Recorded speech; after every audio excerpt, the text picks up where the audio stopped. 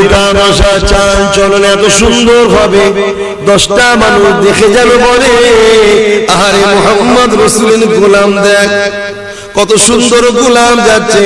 যেমন বলেছিল আব্দুল্লাহকে, হযরত আব্দুল্লাহ আমার রাসূল পাকের একজন গোলাম ছিল, নবী পাককে বড় মহব্বত করত। আল্লাহ নবীকে নবী বলে, আল্লাহকে আল্লাহ বলে, ঈমানের কালেমা পড়ে ইসলামের মধ্যে এসেছিল। যুবক বয়স 18-19 বছরের বয়স ইসলাম কবুল করেছে। কারবা ব্যবসার জন্য শহরে চলে গেছে।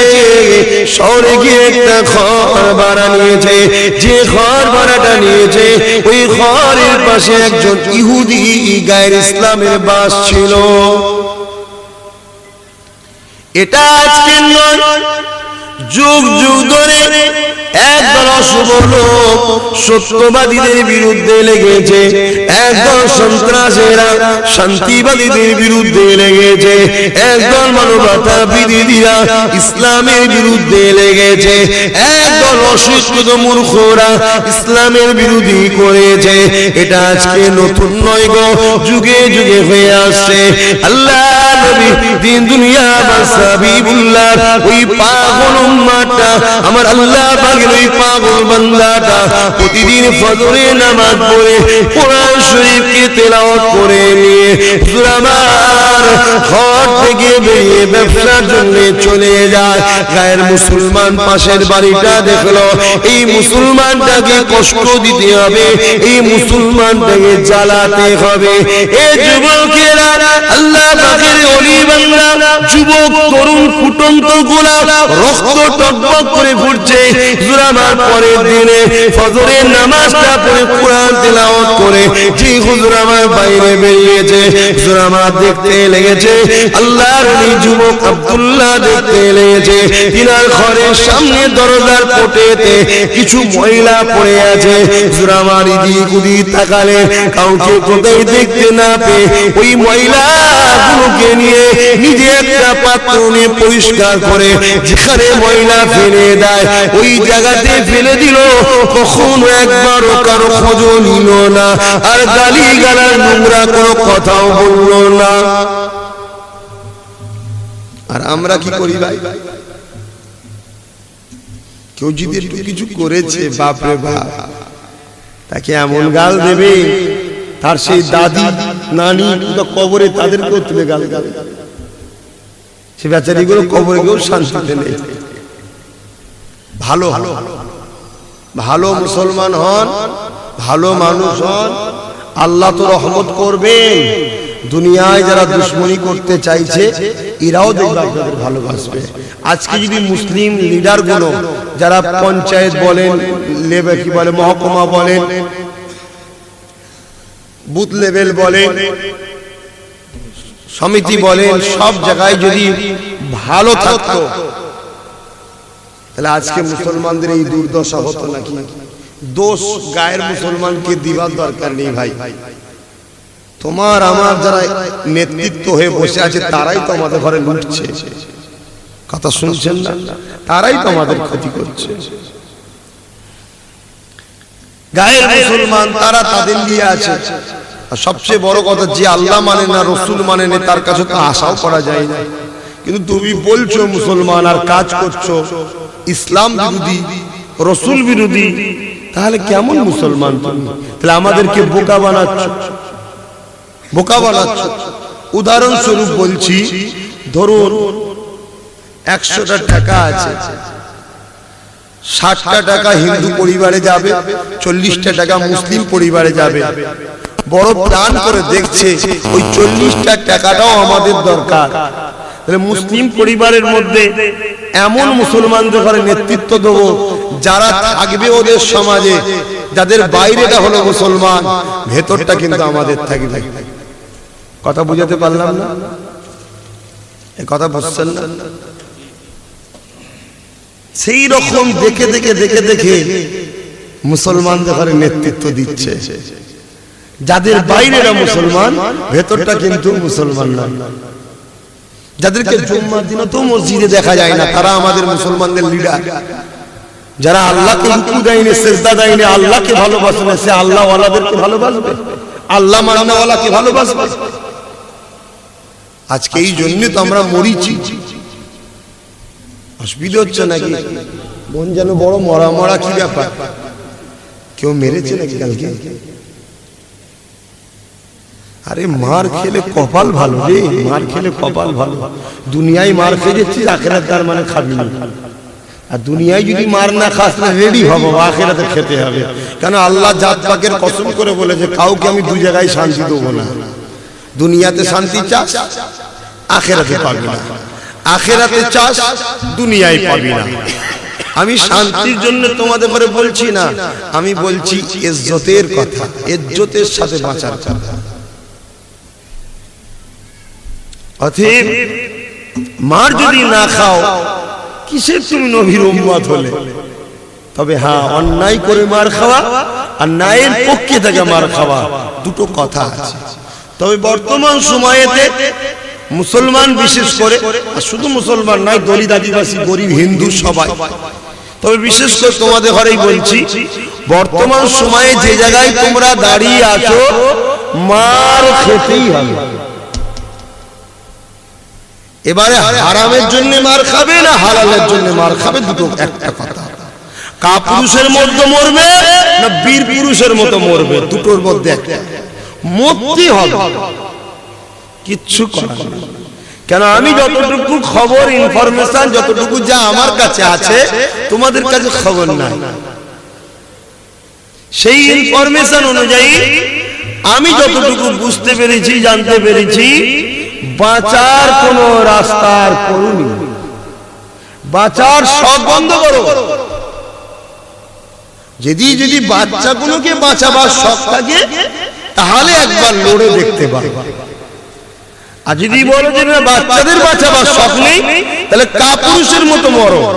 আর যদি মনে করো না, আমার ভবিষ্যৎ, আমার বাচ্চা, আমার মেয়ে, ওদের ভবিষ্যতের জন্য আমাদের কিছু করে যাওয়া দরকার, যে ক্ষতিটা আমাদের হয়েছে আমার বাচ্চাদের যেন না হয়, তাহলে কিন্তু বীর পুরুষের মতো মরতে হবে। আমার কথা বুঝছেন? ব্যাপারটা অন্য কিছু নয়। আমাকে একটু ঠান্ডা লেগে গেছে ভাই, গলা খুব টাটিয়ে আছে, ওই জন্য আস্তে আস্তে কথা বলছি। আপনাদেরও কি শরীর খারাপ, ঠান্ডা লেগেছে না? আমার কথাই বেজার হচ্ছে? দেখুন, আমাদের কাজ হলো আপনাদেরকে ওয়াজ করা। ওয়াজ শব্দের বাংলা মানে হলো ভালো কথার উপদেশ দেওয়া।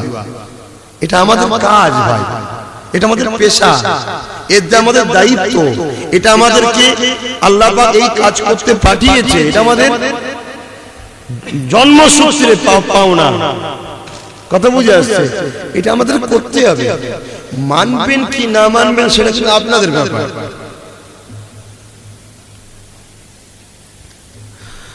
বান্দা, কখনো তুমি ভাবলে না আমাকে কে সৃষ্টি করলো, তার জন্য আমি কি করলাম?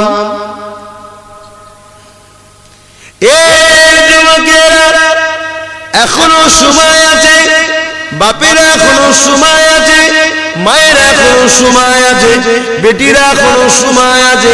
যুগে যুগে নবী আলাইহিস সালাম এসে বুঝিয়েছিল, বাবারা আমাদের কথা মান, বাবা বাবারা আমাদের কথা মান বাবা। যারা শুনেছিল শান্তির রাস্তা আল্লাহ দেখিয়েছিল, যারা শোনেনি তারা জাহান্নামের রাস্তা দুনিয়াতেও পেয়েছে, আখিরাতেও তারা জ্বলতেছে। আর 1000 বছর আগে আব্দুল্লাহ ভাই আম্মা মিনার কোলেতে আল্লাহ সদস্যে নবী করে, রাসূলগুলি পয়গম্বর করে, মুস্তাফা জানি রহমতকে বানিয়েছিল। আল্লাহ নবী জানিয়ে দিয়েছে, বাবারা এক আল্লাহকে মেনে নে বাবা, আমি মুহাম্মদকে নবী বলে মেনে নে বাবা, গরিবের হককে আদায় করে দে বাবা, গরিবের উপর জুলুম করিস না রে বাবা, মা বাপকে মুহাব্বত করে রে বাবা, নারীদেরকে বাঁচার স্বাধীনতা দে রে বাবা, বেটিদেরকে বাপের সম্পত্তির ফরজের অধিকার দে রে বাবা। এ বাবা নেতারা, তোরা গরিবদেরকে খবরদার শোষণ করবে না, আর মালকে আত্মসাৎ করবে না, পরের মালকে নিজের মান বলে ভক্ষণ করবে না। আল্লাহ নবী এইভাবে বারবার বুঝিয়ে দিয়ে গেছে। আজ আমরা যারা নবীর কথা মেনে নেব, দুনিয়া জমিনে তারা শান্তিতে পাবো, সুখের সাথে বাঁচবো, সমাজে ফিতনা কমে যাবে, হিংসা কমে যাবে, রাগ কমে যাবে, সমাজ সুন্দর হয়ে যাবে। আর তুমি আমি দুবেলা পেট ভরে খেয়ে নিলাম, এই সমাজে যদি কোনো বাচ্চা ভোকা থাকে, ওই বাচ্চার একটা অভিশাপ রয়েছে, এই সমাজের সবাইকে ভোগ করতে হবে। তোমার পেট ভরেছে ঠিকই, কিন্তু এই ভোকা বাচ্চার বদদুয়ায়, ওই ভোকা বাচ্চার অভিশাপে তোমার পেটে কিন্তু নানা রকম রোগ সমস্যা দেখা দেবে। এই সমাজে যদি কোনো মা খিদা জ্বালাতে তার বাচ্চাকে খাবার না দিতে পারে, বিরাট গরিবি জ্বালাতে করোনার কাপড় যদি না ঠিক মতো পড়তে পারে, কোনো মা যদি কোনো বাপ যদি তার মেয়েকে বিবাহের জন্য পয়সা না জোগাড় করতে পেরে বিবাহ দিতে পারল না, ওই মেয়েটার 20, 22, 23, 25 বছর বয়স হচ্ছে, সে আস্তে আস্তে পাপ কাজে জড়িয়ে যেতে লেগেছে। এই সমাজ রেখে দাও, ওই মেয়েটা যে পাপ কাজ করেছে, ওই মেয়েটা একাধিক জাহান্নামে যাবে তা নয়, এই সমাজ তোমাদেরকে আল্লাহ কিয়ামতের দিনে ধরবে। তুই কি জানিস না অমুক মেয়েটার বাপটা গরিব ছিল, তার মেয়েটা বড় হয়েছিল, সে বিবাহ দিতে পারছিল, তুই কেন তার পাশে দাঁড়ালি না? তার নিজের গাড়ির পয়সা যদি বার না করতে পারবে, কেন আন্দোলন করে গরিবের হকটাকে পাইয়ে তুই দিলি না? এর জন্য সমাজ আল্লাহ দুনিয়াতে শাস্তি দেবে, এই সমাজে শান্তি হবে না, আর পরকাল আল্লাহ পাক কিয়ামতের দিনে ধরবে। ঠিক না বেঠে? এই কথাগুলো যদি আমরা না বুঝে আল্লাহ আমাদের ধরবে না? না হুজুরের ছেলে বলে বলবে যাও গো হুজুর, চলে যাও, জান্নাত যাও, এটা বলবে তো নাকি? হুজুর কখন হয়? যখন সমাজে সত্য কথা আল্লাহর কথা বলে তখন তো হুজুর হয় রে বাবা। তাও যেমন নামাজ, রোজা, হজ, যাকাতের হজ করতে হবে, এই হজগুলো করতে হবে না? এটাও তো হজ হচ্ছে রে বাবা, নাকি? কি রে বাবা বলবি তো? না খেয়ে ছিল নাকি?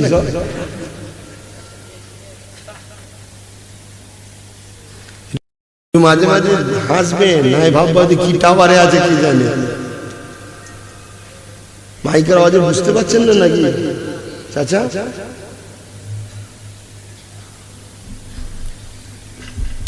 প্রতিটা মানুষের উপরে আর একটা মানুষের একটা হক আছে, ইনসানিয়াতকে বলা হয়। মাইকটা তো ঠিকই ছিল, কেন ঘাটতে গেলে তাহলে আমার কি হলো? অটোমেটিক বাড়াচ্ছে নাকি? প্রতিটা মানুষের একের অপরের উপর একটা হক আছে। রক্ত না থাকলেও তুমি যে মানুষ, ও যে মানুষ, মানবতার একটা ইনসানিয়াতের দায়িত্ব আছে, আছে না? না, সেই দায়িত্বটা কি আজকে পালন হচ্ছে? আত্মীয়তাই পালন হয় না, আর মানবতা। মা ইনসাফ পাচ্ছে না ছেলের কাছ থেকে, বাপ ইসলাম পাচ্ছে না, ইনসাফ পাচ্ছে না ছেলের কাছ থেকে, আবার বাচ্চারাও মা বাবার কাছে এখন ইনসাফ পাচ্ছে না। এরকম বহুত পরিবার আছে, এক ছেলেকে দিয়ে দিয়েছে, বাকি সব ছেলে ডুবে মরছে। কি এরকম আছে না? না, হয়তো বাপ অন্য চিন্তায় দিয়েছিল বাচ্চাগুলো ছোট ছোট, এ বড় হয়েছে, একে দায়িত্ব দিই, ওই ভাইয়ের দায়িত্ব হবে। এখন বাপ ইন্তেকাল হয়ে গেছে, ওই ভাইয়ের দায়িত্ব হবে যে আমার ভাইদেরকে ইনসাফটা বুঝিয়ে দেওয়া, না হয় কিন্তু কিয়ামতের দিনে ওই ভাইকে আল্লাহ ধরবে। ঠিক না বেটি? দেবে কেউ মনে হয় হুজুর তো রজ রেখে দিকে যা, যখন মরবো দেখে নেবো, যখন মরবো তখন দেখে নেবো। কি দেখবি বাবা? কি দেখবি? যে পুলসরাটা পার হয়ে যেতে হবে জান্নাতে, যে পোলটা পার হয়ে যেতে হবে জান্নাতে, ওই পোলটা পুলসরাতে পোল, চুলে থেকেও সরু, হীরা থেকেও ধার, ওই পোলের তলায় জাহান্নামের আগুন দাও দাও করে জ্বলছে। বিভিন্ন জাহান্নামী জন্তু গর্জন করতে লেগেছে, এ বান্দারে, এ বান্দিরে, কি দেখে নিবি? ওই রাস্তা দিয়ে তোমাকে আমাকে যেতে হবে, কি দেখে নেবে? কখনো কি চিন্তা করেছো এই চুলের থেকে সরু আর হিরের থেকে উদার এই চুলের উপর দিয়ে পার হতে কি করে পারবে? একমাত্র ওই পুরুষরাদের দ্বারে তোমার আব্বা তোমার দুনিয়ার নেতা নেত্রী, তোমার আম্মা দুনিয়ার কোন পার্টি লিডার তোমার থাকবে না, তোমার সন্তান তোমার ছেলে বলে ওখানে থাকবে না। ওই জায়গাতে আল্লাহ নবী দুনিয়া বাদশাহ হাবিবুল্লাহ তিনি চোখের পানি ফেলে কাঁদতে থাকবে।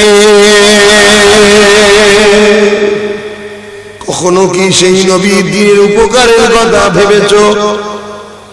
কখনো কি সেই নবীর মসজিদে রেখে যাওয়া ইসলামের কথা কি কখনো ভেবেছো?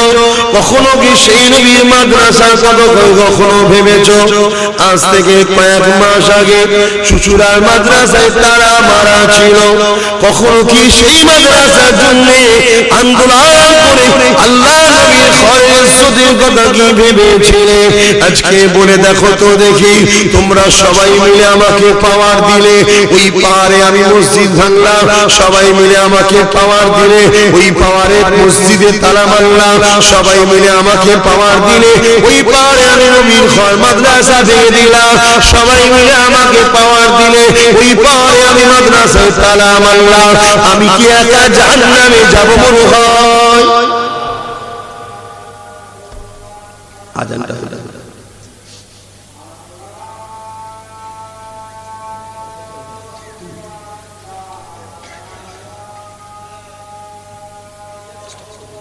নামাজ পড়া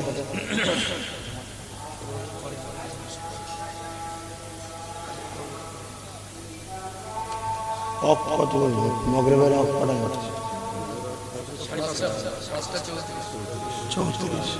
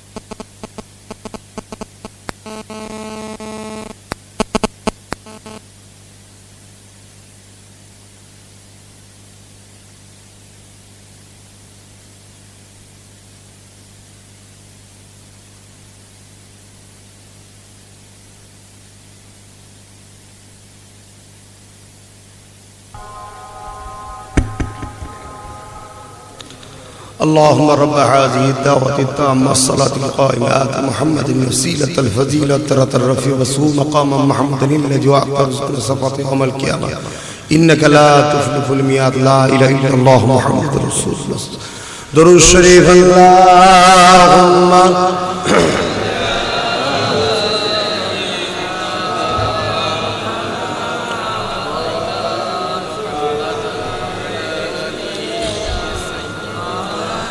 जहाँ रोज़ाए पाके खैरुल वरा है ओ जन्नत नहीं है तो फिर और क्या है। जहाँ रोज़ाए पाके खैरुल वरा है वो जन्नत नहीं है तो फिर और क्या है। कहाँ मैं कहाँ मदीने की गली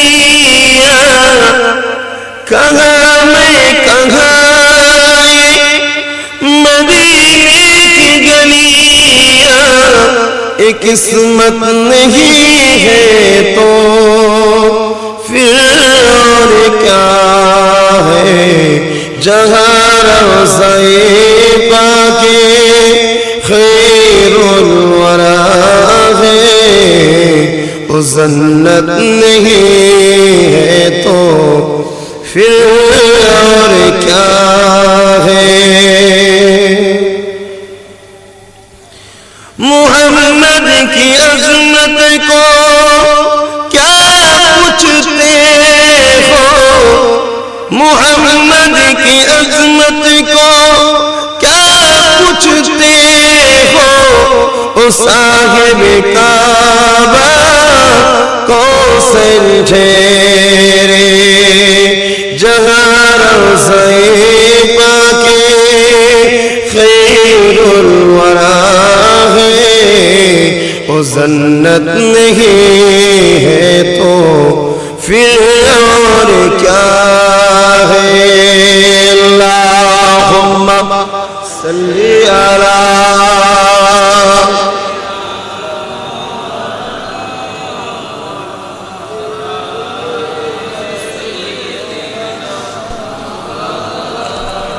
ভাইরা আমার।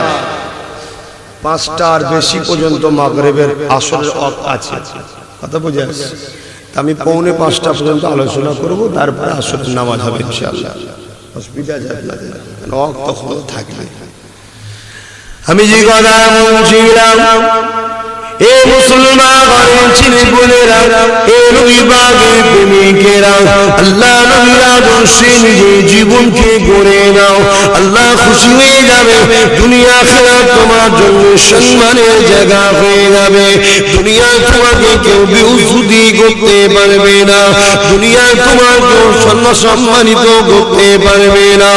আল্লাহর বান্দা হযরত আব্দুল্লাহ কথা বলতেছিলাম, হযরত আব্দুল্লাহ কি বললে, পরের দিনে আবার নামাজ পড়লেন, ফজরের নামাজ পড়ে নিয়ে হুজুর আমার বেরিয়ে পড়লে, যখনই দরজা খুলতে লেগেছে ফজরের নামাজ পড়ে কোরআন তেলাওয়াত করে, হুজুর আমার দেখেন গতদিনের হুজুরের সিঁড়িতে আবার নোংরা পড়ে আছে। হুজুর আমার সেই নোংরা গুলোকে পরিষ্কার করে যেখানে ময়লা ফেলে ওই জায়গায় ফেলে দিল, কিন্তু কাউকে কিছু বললো না, কোনো চিৎকার চেঁচামেচি ঝগড়া করলো না। কে ফেললি রে এ আওয়াজও দিল না। হুজুর আমার নিজের কর্মে বেরিয়ে গেলেন।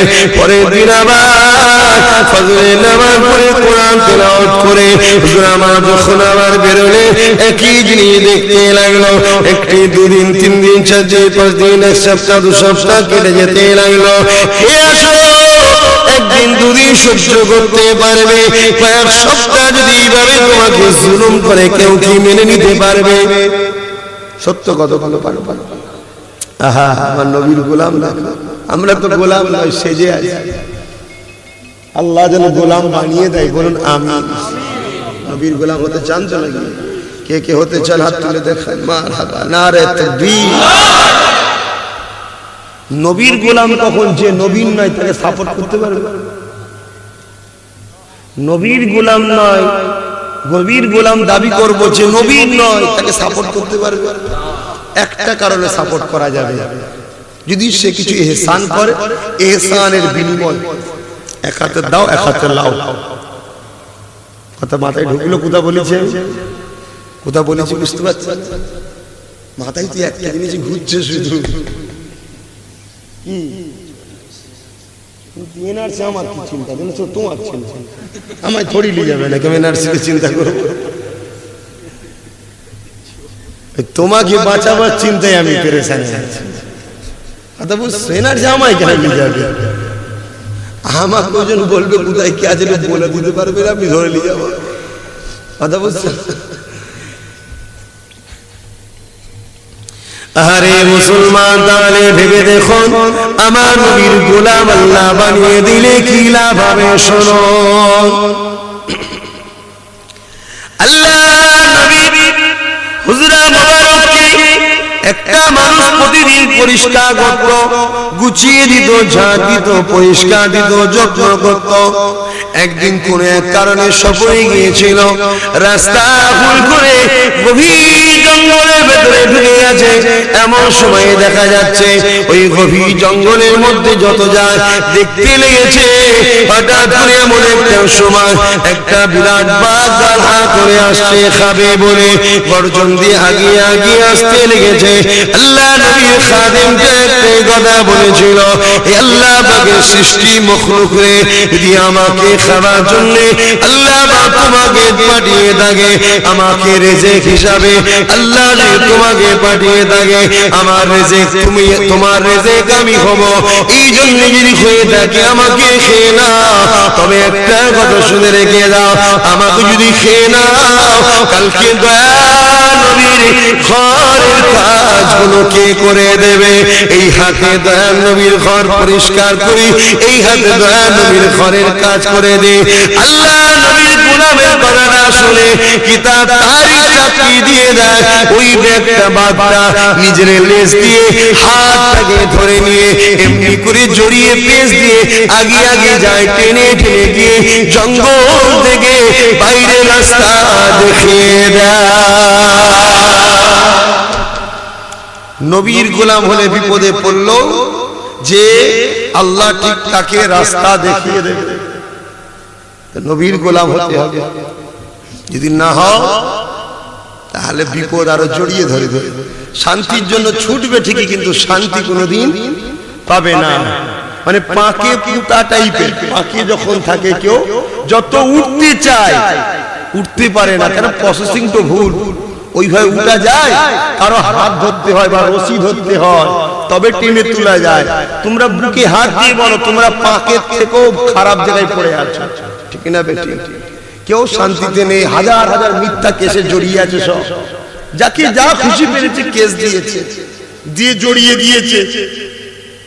যখনই ভোটের সময় হয় তখনই পুলিশ আসে, বাড়ি বাড়ি ঘোরে, অমনি ওর কলজোটা ছোট হয়ে যায়। তারপরে নেতা সাহেব এসে বলে, কি রে ভালো আছিস? দাদা পুলিশ এসেছিল, আমি যতদিন থাকবো তোর চিন্তা নাই।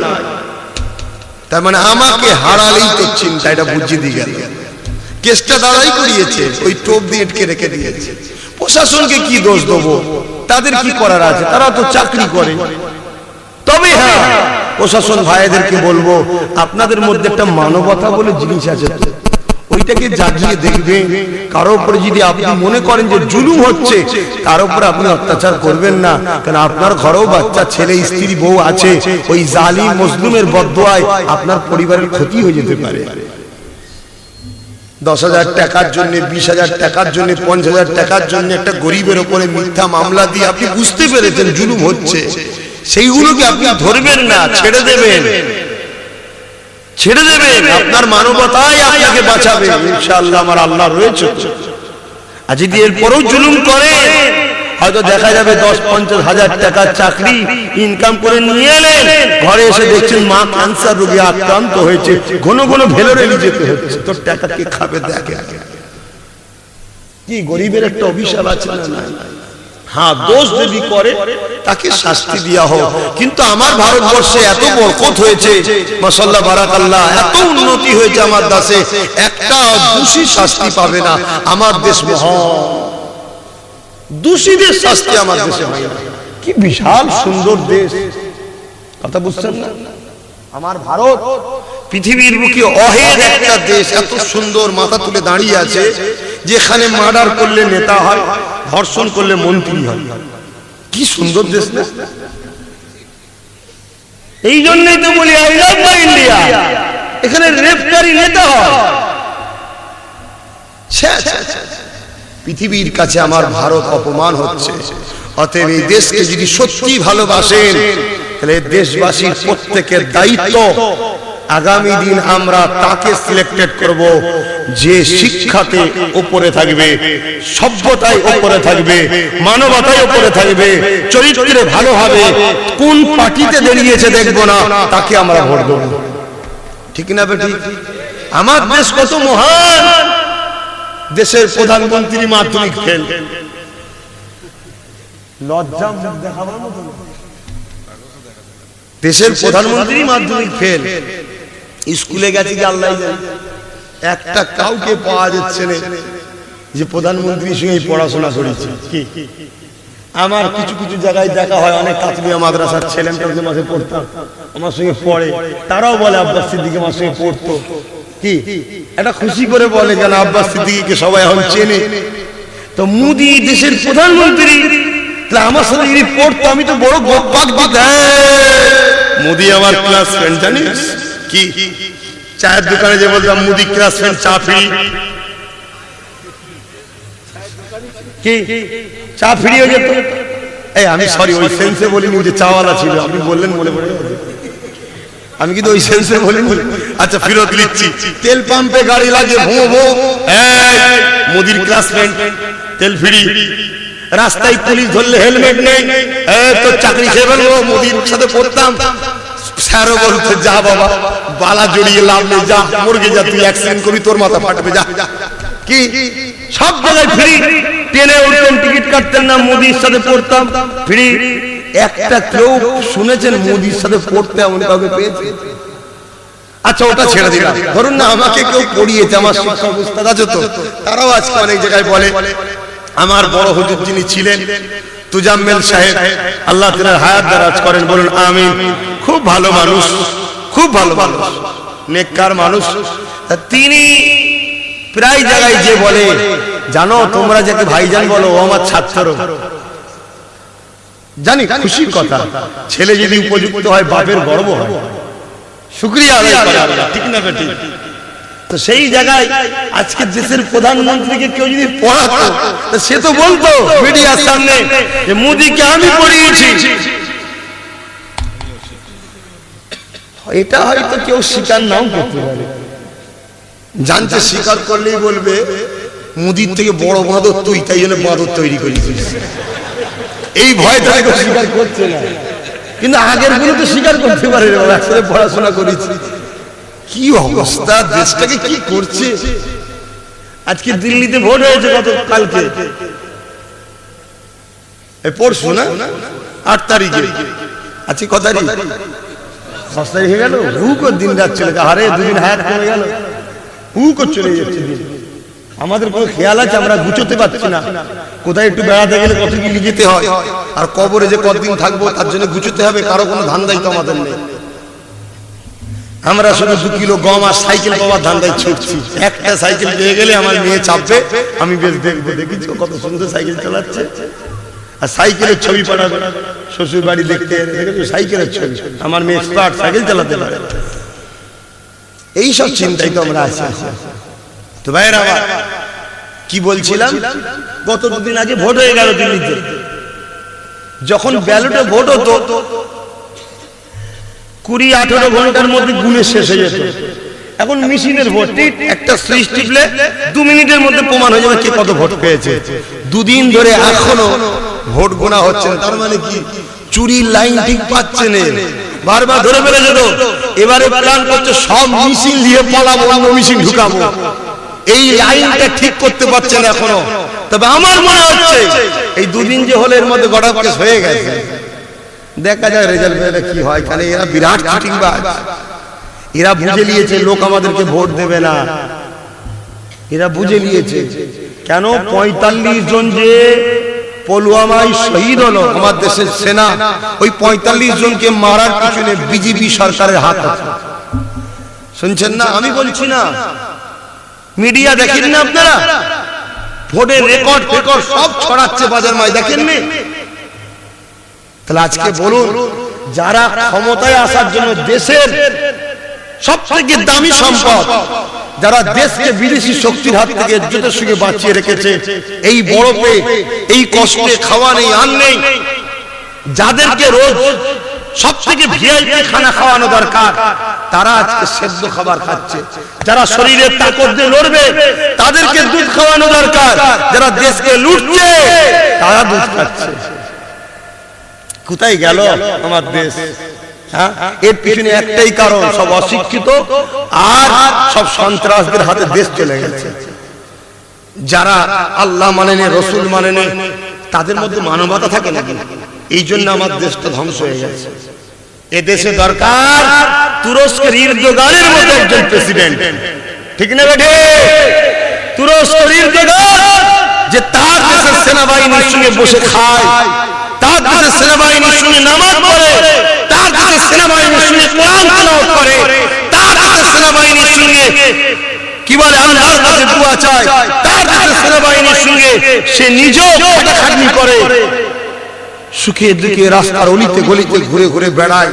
এরকম একটা মানবতার প্রেসিডেন্ট আমার ভারতে যতদিন না হবে, এ ভারতের তকদির ততদিন খুলবে না।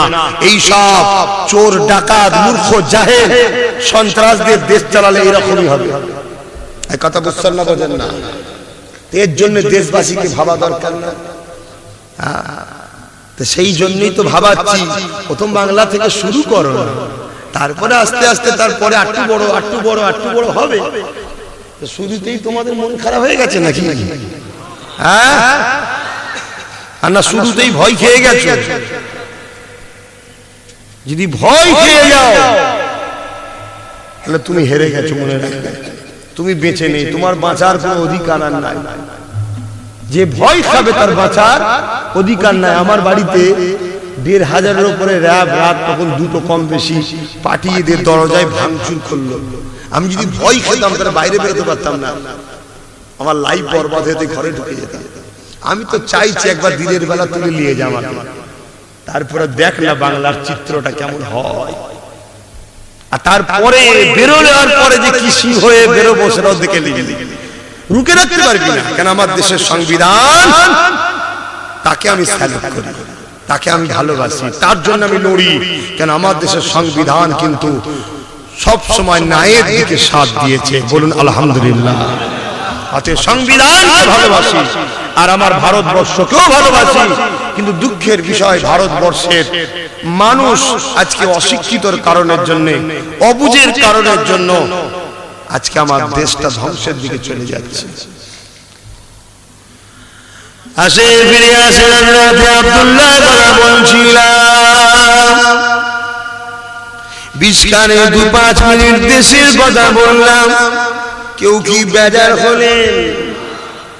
কেননা দেশের কথা বলা, দেশের কথা বাবা, এটা আল্লাহ নবী, নূর নবী, নবী তিনারই সুন্নাহ।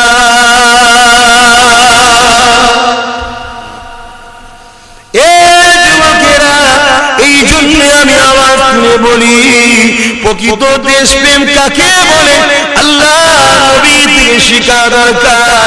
কারণ আমার নবী দেশকে কত ভালোবেসেছিলেন। আল্লাহ নবী যখন মক্কা থেকে আসি মদিনা দিয়ে চলে যেতে লাগলেন, আল্লাহ নবী বারবার মক্কা দিয়ে তাকিয়ে তাকিয়ে তাকিয়ে চোখের পানি ফেলেছিলেন। দুপা করে আগিয়ে যায়, আবার মক্কা দিকে তাকিয়ে থাকে, আবার দুপা করে আগিয়ে যায়, আবার মক্কা দিয়ে তাকিয়ে দেখে। আল্লাহ নবী কতটা ভালোবেসেছিলেন নিজের দেশকে। আল্লাহ নবী চোখের পানি ফেলেছিলেন আর জবানে বলেছিলেন, মক্কা রে আমি মুহাম্মদ তোকে ভালোবাসি।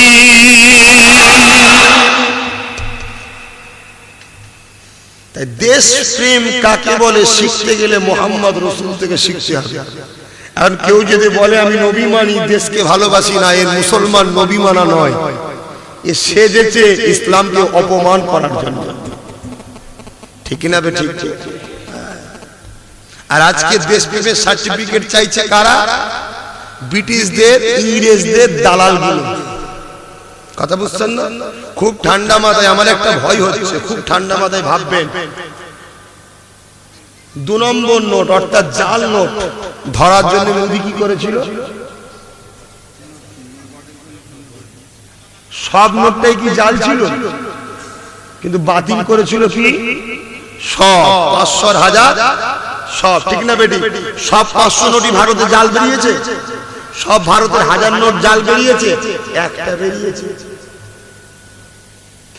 এই একটা জাল নোট বেরিয়েছিল, নোট কেলেঙ্কারিতে খবর পেয়েছেন কিছু? জাল নোট ধরা পড়েনি, কেন যারা নোট বাতিল করছে তারাই তো জাল নোটের মাস্টার। ধরা পড়বে কি করে? আমার কথা বুঝতে পারছেন?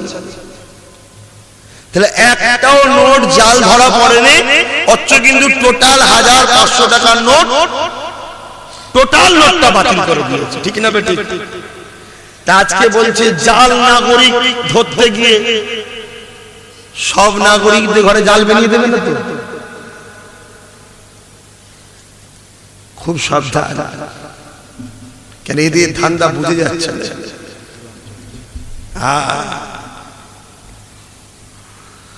মুসলমানের ছেলে মেয়েরা, তরুণেরা, দেশকে ভালোবাসতে হবে, দেশের ভবিষ্যতের কথা ভাবতে হবে, বেশি বেশি করে খাটতে হবে, বেশি বেশি ইনকাম করতে হবে, দেশে লেনদেন করতে হবে, কেনাকাটা করতে হবে, এতে দেশের আর্থিক অবস্থা উন্নতি হবে। 70 বছর ধরে, 73 বছর ধরে, 70 বছর ধরে এই ভারতবাসীরা মেহনত করলো, 70 বছর ধরে এই কৃষকরা মেহনত করলো, 70 বছর ধরে এই সোনাওয়ালারা মেহনত করলো, 70 বছর ধরে এই ভারতবাসীরা মেহনত করে ভারতকে উচ্চ আসনে নিয়ে গিয়েছিল। আজকে ভারতের সন্ত্রাস সরকার এসে আমার ভারতকে বাংলাদেশের থেকেও গরিব বানিয়ে দিয়েছে। যদি নবীকে ভালোবাসো, দেশকে বাঁচাতে হবে না? তাহলে এই গভর্নমেন্টের বিরুদ্ধে লড়তে হবে না? আর এই গভর্নমেন্টের সঙ্গে কেউ যদি ঠান্ডা করে যে গুজুর গুজুর করে, তাকে কি ছেড়ে দিলে হবে নাকি? তাকেও বলতে হবে ক্ষমা চেয়ে ফিরিয়ে আয়, না ওর সাথে তোকেও তাড়াবো, ঠিক না বেটি? ভাই ক্ষমা চেয়ে ফিরিয়ে আয়, না ওর সাথেও তোকেও তাড়াবো। কেন আমার দেশের গাদ্দারকে আমরা মাফ করতে পারি না। আর বর্তমান দেশের সব থেকে বড় গাদ্দার হলো আরএসএস এর লোকেরা। কারা? কেন যত ধরা পড়ছে পাকিস্তানের সঙ্গে যোগাযোগ সব আরএসএস এর, অর্থাৎ আরএসএস দলটাকে পাকিস্তানের টাকায় চালানো হচ্ছে। বিজেপি সরকারটা 60% চলে পাকিস্তানের টাকাতে। শুনে রাখেন আমার কথা, এই শুনছেন না শোনেন না? কিন্তু এরা স্লোগান দিচ্ছে পাকিস্তান, কাশ্মীর, পাকিস্তান। কেন? নকলের গায়ে লেখা আছে নকল হইতে সব। কেউ সন্দেহ করবে যেটা নকল? ও তো নিজের গায়ে লিখে রেখেছে নকল হইতে সব।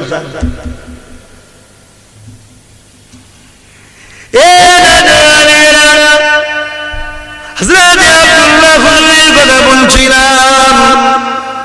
আরে মুসলমান কাকে বলে, মুহাম্মদ রাসূলের গোলাম কাকে বলে, কি সুন্দর আখলাক, কি সুন্দর চরিত্র, কি সুন্দর ব্যবহার। এ যুবকেরা, তরুণেরা, বাপেরা, হযরত আব্দুল্লাহ হুজুর প্রতিদিন না এভাবে চলে যায়, মহিলাগুলোকে পরিষ্কার করে দেয়, কাউকে কিছু বলে না। এমন সময় একদিন দেখা যায় ওই যে প্রতিদিন মহিলাটা ফেলতে লেগেছে, ওই বাড়িওয়ালা পাশের বাড়ি ভাবতে লেগেছে আব্দুল্লাহ মনে হয় গোপনে গোপনে আমাকে খেয়াল রেখেছে, আমাকে খুঁজতে লেগেছে, তাই কোনো কথা বলছে না। আজকে ওর সামনে গিয়ে ফেলে দেবো। হযরত আব্দুল্লাহ প্রতিদিনের যখন কোরআন তেলাওয়াত করে নিয়ে ফজরের নামাজের পর বেরোতে লাগলো, হুজুরের সামনেতে ওই লোকটা ময়লা ঝোড়া নিয়ে দাঁড়িয়েছিল, সামনে ফেলে দিল, ফেলে দিয়ে ছুটতে লেগেছে। ভাই ফেলেতে ছুটছে কেন বলুন? ভয় করছে, ঠিক না বেটি? ভয় কে করে? যে দোষ করে, অন্যায় করে, ঠিক না বেটি? আজকে যদি কোনো জায়গায় কেউ ভয় করে, জানতে হবে সে দোষ করেছে, ঠিক না বেটি? আজকে কিছু কিছু নেতার খবর এসছে, আব্বাস সিদ্দিকী যা করছে আমাদের বড় ভয় লাগছে। তোমার ভয় কিসের? নিশ্চয়ই তোমাকে জনগণ চাই না। মোদির মতো জনগণ ভোট দেয় এক জায়গায়, আর জোর করে তুমি লাও, তাহলে জনগণ তোমার পাশে নেই, তাহলে ঠিক না বেটি? ভয় খাওয়ার কিছু নেই। জনগণ যদি থাকে আব্বাস সিদ্দিকীর কথা, তোমার ভয় কিসের? জনগণ তো তোমার দিকে আছে, ঠিক না বেটি? গায়ে জুয়ারি না দেখিয়ে ভদ্র সভ্যতা দেখাও তো দেখি। হ্যাঁ দেখাও না দেখি। মুস্তাফা জানে রহমত কাবা শরীফ দখল করেছিল, এক ফোঁটা রক্ত কাবার জমিনে পড়েনি, কাউকে একটা চড় পর্যন্ত মারতে হয়নি। সুন্দর ব্যবহারে মক্কা জয় করে নিয়েছে। জোরে বলুন সুবহানাল্লাহ। পৃথিবীর ইতিহাসে একটাই জিনিস আছে নজির, যেখানে জয় হয়েছে ভাইলেন্স ছাড়া, জয় হয়েছে লড়াই ছাড়া, জয় হয়েছে ঝগড়া ছাড়া, জয় হয়েছে কথা কাটাকাটি ছাড়া, সেটা হলো মুস্তাফা জানে রহমতের সুন্দর উসওয়াতুল হাসানা, সুন্দর চরিত্রে আল্লাহর কাবা বাইতুল্লাহর ফতে। জোরে বলুন সুবহানাল্লাহ। আমার যুবকদের বলবো, তোমাদের ঘরেও বাংলা ইতিহাস তৈরি করতে হবে, ভাইলেন্স ছাড়া, ঝগড়া ছাড়া, মারপিট ছাড়া। কেউ তোমাকে মারলে তুমি মার খেয়ে নাও, তাকে তুমি মারবে না। শুনছো না? শোনো, কিন্তু তাকে ভুলে যেও না। কথা বলবে, কথা বুঝছেন না? তাকে ভুলে যেও না, একেবারে মনে রেখে দিও। কি আর আমরা খুব মনে রাখতে পারি, উপকারের লোককে ভুলে গেলেও ক্ষতিকারের লোককে মনে রাখি নাকি? হ্যাঁ, তাহলে ভুলে কি করে যাবে? বলাটাই তো ভুল হচ্ছে আমাদের। মনে রেখে দিও, কিন্তু উল্টো রিয়াকশন দেবে, ঠিক না বেঠিক?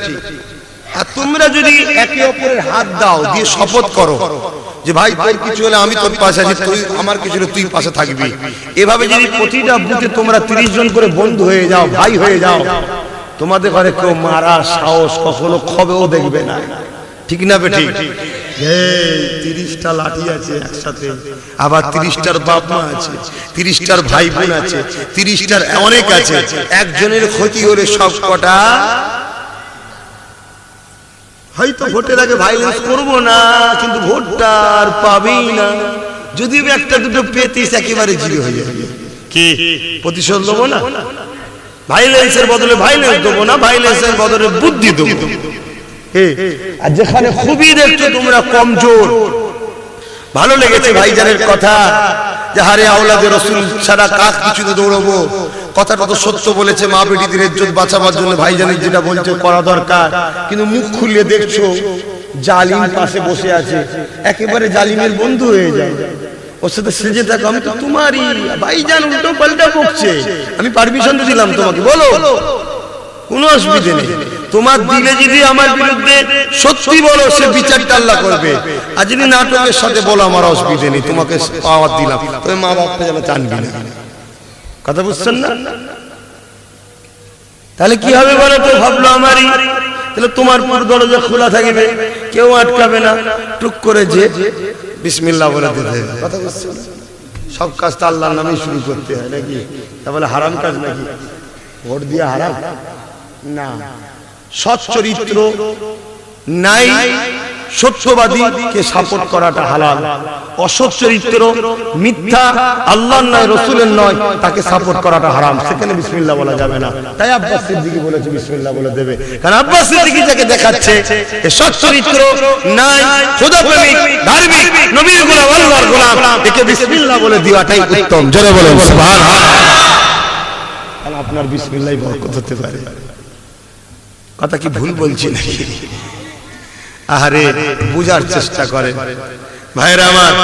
বড় কঠিন সময়, যুগে যুগে কিন্তু আমাদের উপরে অনেক অত্যাচার হয়েছে।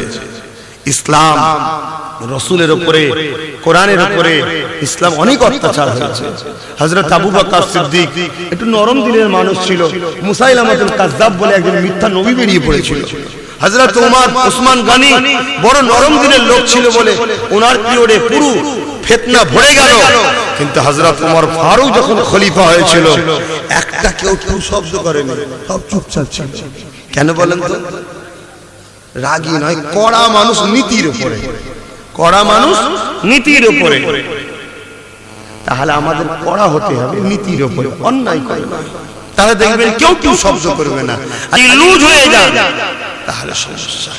আজকে কেউ যদি তোমাকে বলে এই ফুরফুরা শরীফে যেতে পারবি না, আপনারা শুনেছেন কি জানি না, অনেক জায়গায় বলছে ফুরফুরা শরীফে যেতে পারবি না।